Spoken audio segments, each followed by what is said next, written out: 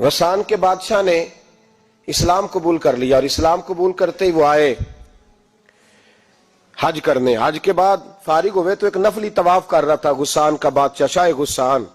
آج تو خانہ کعبہ میں بھی وی آئی پی پروٹوکول ملتا ہے, آج تو مسجد نبی میں بھی وی آئی پی پروٹوکول ہوتا ہے, یہاں آ کے بھی یہاں بھی اور دیکھتے صحیح تو کھڑا کہاں ہے, یہاں بھی پولیس والوں نے بازو پکڑے. سوچو تو صحیح, یہ حال کر دیا تم نے مذہب کا.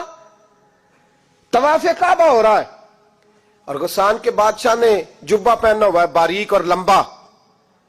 وہ طواف کعبہ کر رہا تھا تو ایک غریب آدمی کا پیر اس کے جبے پہ آ گیا. جب پیر آیا تو اس نے پلٹ کے غریب کے منہ پہ تھپڑ مارا. جب تھپڑ مارا تو اس غریب نے سیدنا فاروق اعظم کی عدالت میں مقدمہ کر دیا, کہا بادشاہ نے تھپڑ مارا ہے.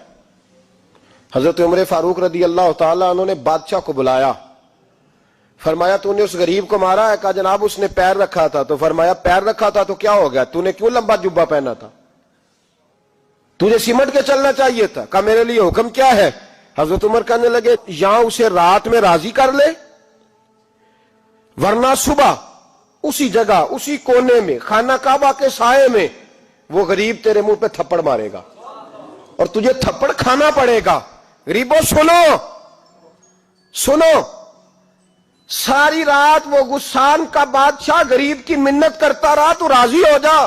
غریبوں تم سے شکوہ ہے, تم 2-4 لاکھ پہ راضی ہو جاتے ہو.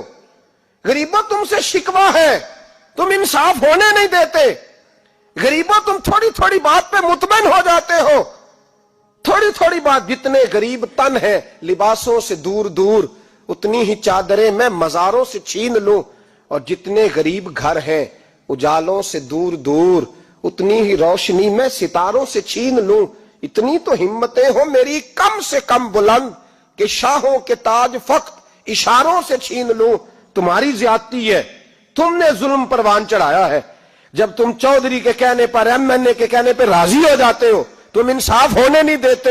ڈٹنا سیکھو, کھڑے ہونا سیکھو. جب اسے کہا نا راضی ہو جا تو وہ غریب کہنے لگا میں راضی ہو جاؤں اور کل تو کسی اور کو بھی تھپڑ مارے. فرمایا جتنی تیرے پاس دولت ہے لا کے قدموں میں رکھ. ہم دولتوں کی پرواہ اس لیے نہیں کرتے کہ ہم نے محمد عربی کا چہرہ دیکھا ہوا ہے. اب میری نگاہوں میں جچتا نہیں کوئی, اس لیے کہ جیسے میرے محبوب ہیں ویسا نہیں. تم اثر لینا چھوڑ دو, تم اثر بڑا لیتے ہو. ہاں تمہارے اوپر چیزیں اثر انداز ہوتی ہیں, اس لیے انصاف نہیں ہوتا. ڈٹنا سیکھو, کھڑے ہونا سیکھو. جو بھائی ڈٹ جاتا ہے نا وہ بڑے کمال کر جایا کرتا ہے. ساری رات مناتا رہا. حضرت عمر سے کہنے لگا وہ نہیں مانتا. تو جناب عمر کہنے لگے پھر تیاری کر لے, ہم بادشاہ نہیں دیکھیں گے, دولت نہیں دیکھیں گے, ہم رسول اللہ کا دین دیکھیں گے, ہم نبی پاک کا نظام دیکھیں گے.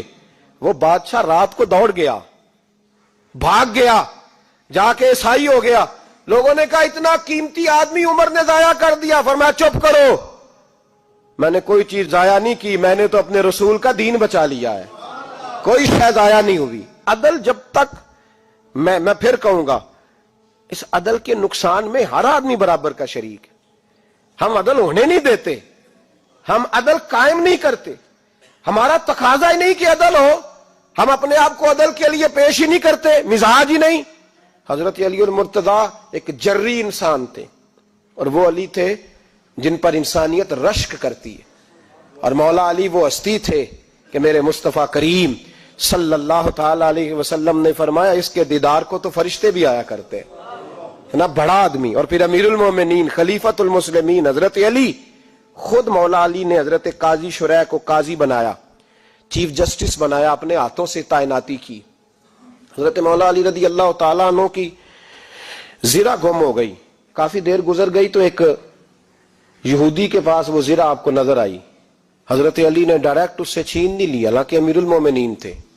ہمارے ہاں ڈنڈا بھی بڑا چلتا ہے نا, جو طاقتور ہوتا ہے وہ تو تھانے جاتا ہی نہیں, اس کو ضرورت نہیں, اس نے تو بندے رکھے ہوئے ہیں, اس کو تو پتہ ہے کام کیسے لینا ہے. لیکن حضرت علی نے آئینی رستہ اختیار کیا, قانونی رستہ.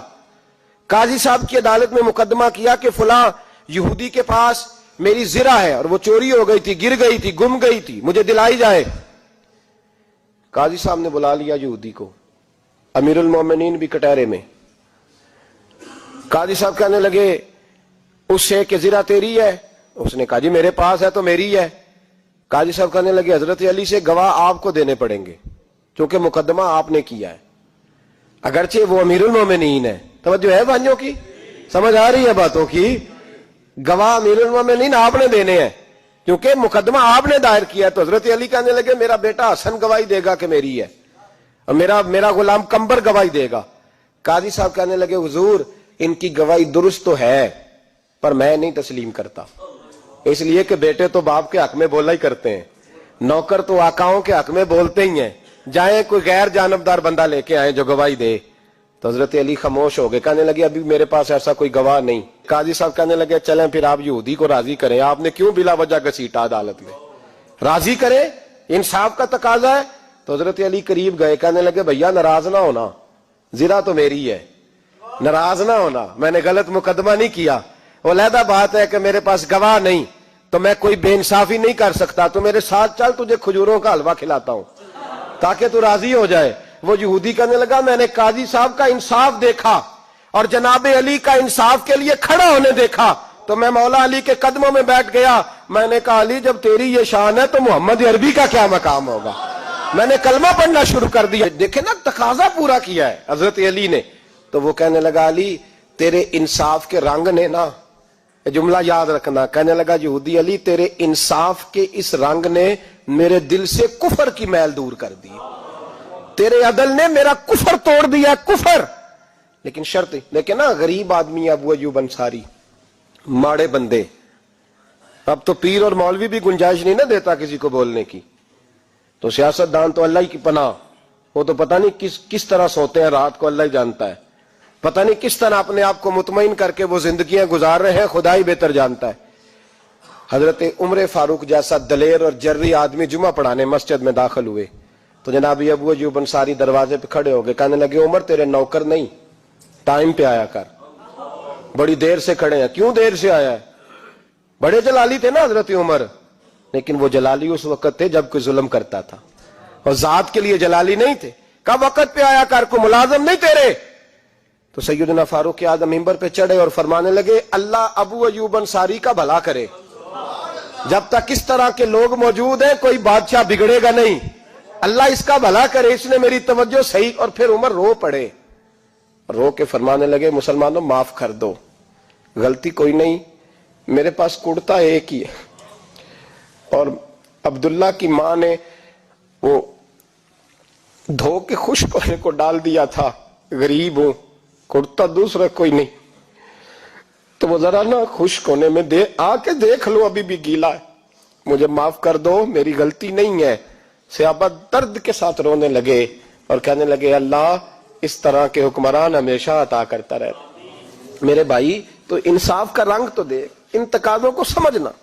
یہاں کسی کی جرت ہے بول سکے, طاقت ہے کسی کی, لیکن انہوں نے اپنے آپ کو پیش کیا, سامنے پیش کیا اپنے آپ لوگوں کے سامنے. دو مال غنیمت کی چادریں بانٹ رہی ہیں, سب کو ایک ایک ملی ہے. فاروق اعظم جمعہ پڑھانے آئے تو اسی چادر کا کرتا, اسی کی تامت, لوگ کھڑے ہو گئے, عمر بتا تو نے دو کیوں لی, یہ انصاف ہے, یہ عدل ہے, کیوں لی دو؟ تو حضرت عمر کہنے لگے میرا بیٹا جواب دے گا.